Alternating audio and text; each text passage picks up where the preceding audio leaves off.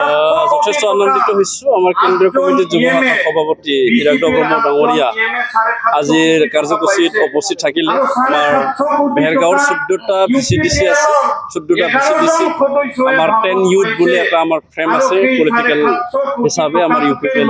এই 10 ইউথখিনি আমি ইয়াত আজি মাতিছিলোঁ আৰু 10 ইউথখিনি ইয়াত আহি আমাৰ কাৰ্যসূচীত উপস্থিত থাকিল আৰু যুৱকসকলে যথেষ্ট উৎসাহ উদ্দীপনাৰে আজিৰ কাৰ্যসূচীত উপস্থিত থাকিল। এই হিচাপে তেওঁলোকৰ যি উৎসাহ উদ্দীপনা আমি যথেষ্ট সাহস পাইছোঁ আৰু তেখেতসকলৰ দ্বাৰা আমি বিভিন্ন গাঁও বিভিন্ন সমাজত ঘৰে ঘৰে প্ৰতি আমি সোমাই পেলাই নিৰ্বাচন প্ৰচাৰৰ কাৰ্যসূচী আমি হাতত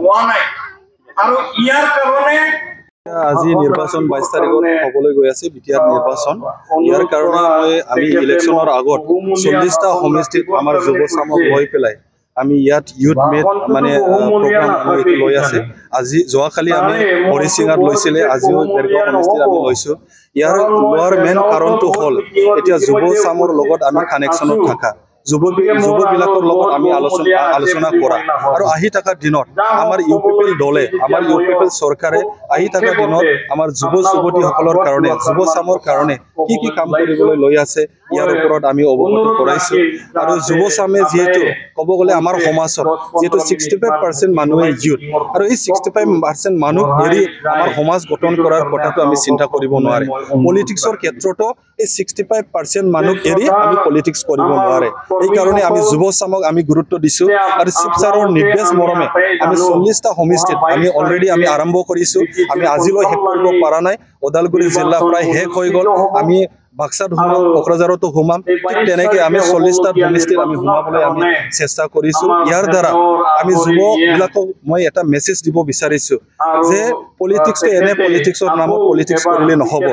আমি পলিটিক্সটো উন্নয়ন হিচাপে আমি পলিটিক্সটো ল'ব লাগিব আৰু আমাৰ সমাজৰ ভৱিষ্যতৰ কাৰণে পলিটিক্সটো আমি চিন্তা কৰিব লাগিব। সেইকাৰণে আজিৰ দিনত যোনে মানে ফিট লিডাৰ, যোনে ফিট লিডাৰ, এই ফিট লিডাৰৰ লগত থাকি আমি নিজৰ যে পলিটিকেল কেৰিয়াৰ, এই পলিটিকেল কেৰিয়াৰটো আমি বনাই ল'ব লাগিব।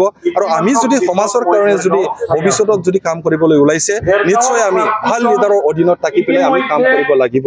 আৰু আজিৰ দিনত মই ক'ব বিচাৰিছোঁ যে প্ৰমোদ বড়ো ছাৰে মানে হাগ্ৰামা মহিলাৰী বা আন মানে নেতাসকলৰ মানে তুলনাত মানে প্ৰমোদ বড়ো ছাৰে আজিৰ দিনত মোৰ বেটা মানে ময়ো পলিটিক্সৰ সোমাৰ আগত ময়ো ভাবিছিলে মানে ৰাজনীতিক বিয়া, কাৰণ বহু মানুহে মোক কৈছিলে যে অলপ পঢ়া শুনা কৰিছে, চাকৰি কৰক, বিজনেছ কৰক, মোকো কৈছিলে মানুহবিলাকে।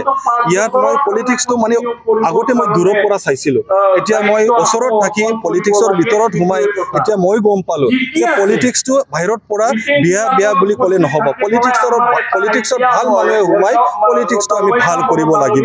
পলিটিক্সত ভাল মানুহ আহিলে ভাল হ'ব, বিয়া মানুহৰ হাতত দিলে পলিটিক্সটো বিয়া হ'ব। সেইকাৰণে ইয়াত ভাল বেয়াৰ কথা নাই, ইয়াৰ মানুহৰ ওপৰত কথা। যদি লিডাৰ ভাল হয় পলিটিক্সটো অট'মেটিকেলি ভাল হ'ব। সেইকাৰণে পলিটিক্সটো বিয়া এইটো মই নাভাবোঁ। ইয়াত ভাল মানুহে আহি পেলাই নেতৃত্বটো ল'ব লাগিব।